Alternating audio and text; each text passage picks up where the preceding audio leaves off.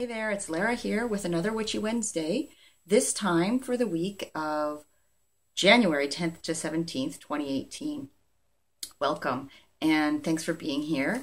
As always, I really appreciate any feedback that you have for me, whether it be by, leaving a comment on YouTube or Facebook, liking, sharing, and subscribing to the YouTube channel, if you want to see future videos and keep up to date. I would really appreciate that, and it helps me spread the word and helps me know that, people are resonating and like what I'm sharing. So thank you for all of that support. And I'll just, sort of intro the week by saying that there's some significant happenings, and that it may start to feel more like the new year now, like new beginnings. And that's largely because of this new moon we're going to have coming up on the 16th or 17th, depending where you live. So I'll get to that and some other pertinent astrology, and then I'll bring in the card for the week for us that I chose from the Rider-Waite Tarot. And we'll sort of tie those things together as I normally do.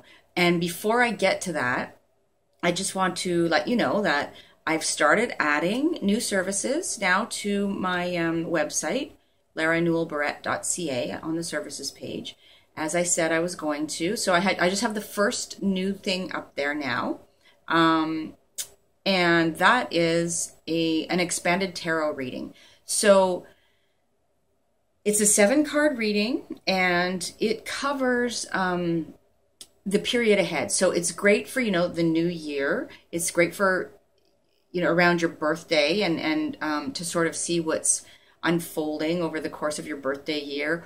Or it can be used for any period you choose. So like a season or, 3 months ahead, that kind of thing. And this is different than the 3-card readings that I have been offering, and I'm still offering, in that the 3-card readings, they focus on a specific issue or question, really.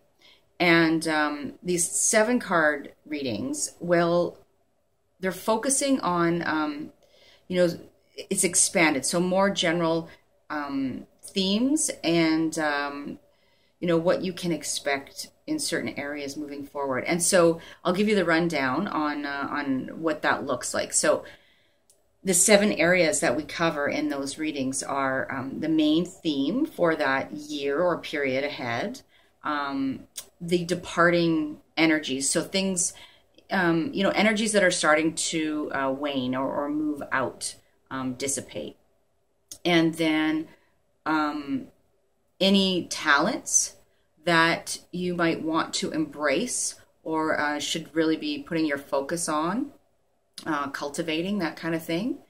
Then potential opportunities that might arise that you should take note of. Potential obstacles that might arise to be aware of. And then the 6th thing would be how to navigate those obstacles. So what's the best course of action or attitude when you do encounter obstacles? And then lastly, what is the best path to achieving your intentions or your goals for that time period? So that's what that reading looks like. And you can get more information on my website, again, on the services page. So Newell-Barrette.ca on the services page. A few sort of little tweaks will be happening to the website over the coming weeks, and you'll see more offerings, including, as I've mentioned, bringing some astrology in as well. Okay, so let's get to the reading for this week. I'll start by saying that, I've been talking a lot about all this Capricorn energy that we're feeling the effects of, and that's not going anywhere anytime soon.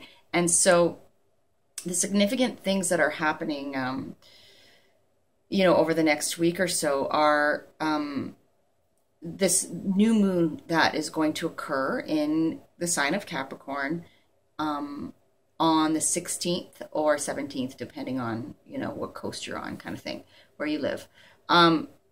And so this, as I said at the top of the video, is probably going to start feeling more like, you know, getting into the swing of things in terms of the new year energies.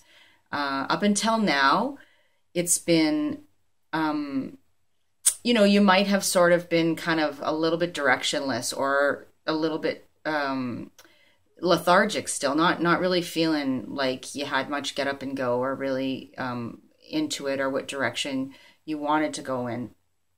You might have been feeling like, you know, you should really be, you know, getting back on track, but you weren't really feeling it. So towards, you know, the latter part of this week, and remember these readings go Wednesday to Wednesday, right? You'll start to feel that.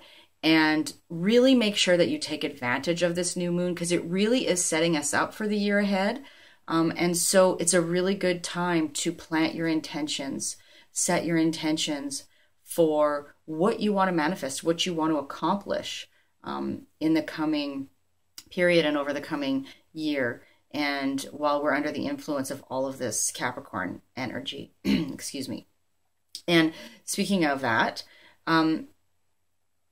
aside from the new moon, over the next week, we're going to have like 6 planets in Capricorn. Some last longer than that, but, you know, planets like the moon, which is actually called a luminary in astrology, but the moon and Mercury, they move a little faster, so they don't spend as much time, right, in a specific sign or specific area of the sky. So, but for a while, there's going to be 6 planets together in Capricorn. So that is a lot of energy coming together in that area of, you know, responsibility and structure and putting the work in,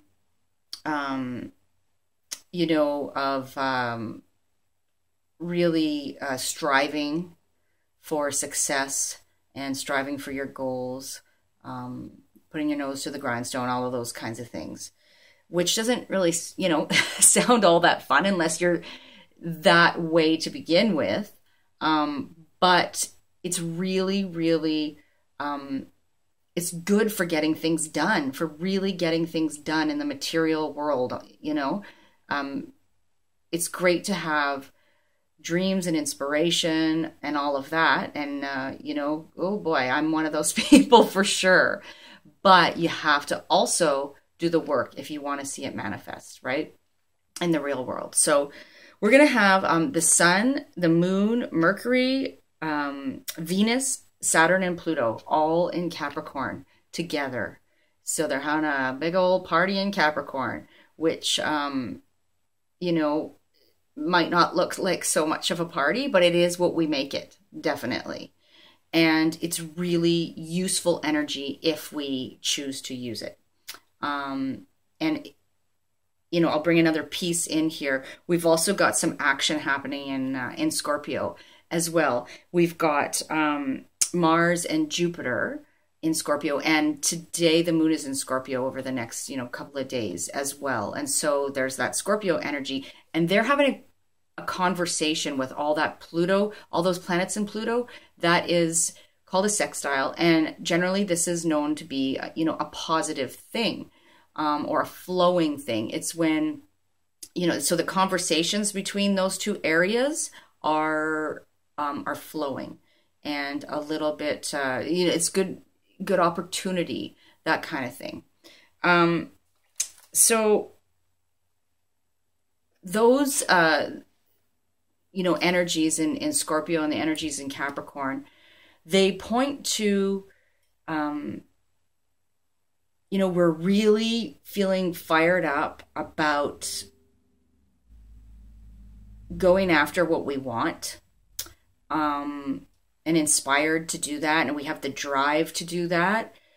But on the flip side, we don't want our inner saboteur to take us down before we even get started, right? And so we have to be mindful of not getting too overwhelmed and not feeling like, you know, there's so much work ahead, why bother, that kind of thing. So And also we have to be mindful of just not living in a fantasy land, right? So on that note, I'm going to bring the card for the week in. And the card that came up for us this week is the Queen of Pentacles reversed. Sorry, not Pentacles, my bad. The Queen of Cups reversed. Queen of Cups reversed.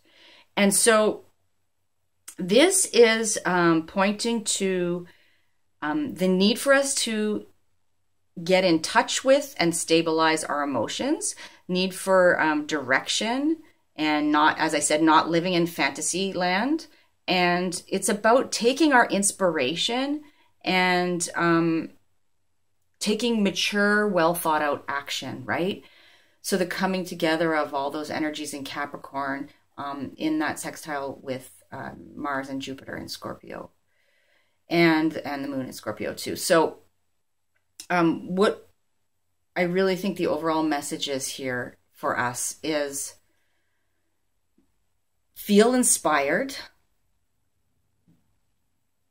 but know that, you know, it takes more than inspiration to get the job done. And try not to let your emotions overwhelm and bog you down and interfere with your progress. You know, it's really important to get a handle on your emotions. Also to not ignore them though, right? You have to acknowledge your emotions. You have to consider if you're feeling particularly emotional, you know, whether that be positive or negative, really. You know, if you're feeling really sort of manic, or if you're feeling really depressed, you know, frustrated, angry, those kinds of things. Why is that? Where's that coming from? What's happening below the surface that you need to look at and not use that as an excuse not to get the job done, or not also allow that to sabotage you and, you know, your external world too. So not, you know, taking it out on others as well is important. So, you know, use your emotions to your advantage and use that inspiration to your advantage. And realize what it is that needs to change and needs to happen. And then go ahead and start putting those steps in motion. And, you know, realize that it's not going to happen overnight. All this stuff in Capricorn, it doesn't happen. Capricorn is not a get-rich-quick scheme. It is not about, you know, a quick and easy win. It's about doing the quality work, you know, at the right sort of methodical tempo, and building something really lasting and strong and stable. So I hope that that helps, and I would love to do a reading for you. I've already had, I just launched this new 7-card reading yesterday, and I've already had some people jump on board. So I would love for you to be one of them. And if you have any questions, then please do get in touch. You can either reach out to me, you know, on social media, Facebook, Instagram, YouTube, or you can email me, info@laranewell-barrette.ca. Okay, take care, and I will talk to you next week. Bye-bye.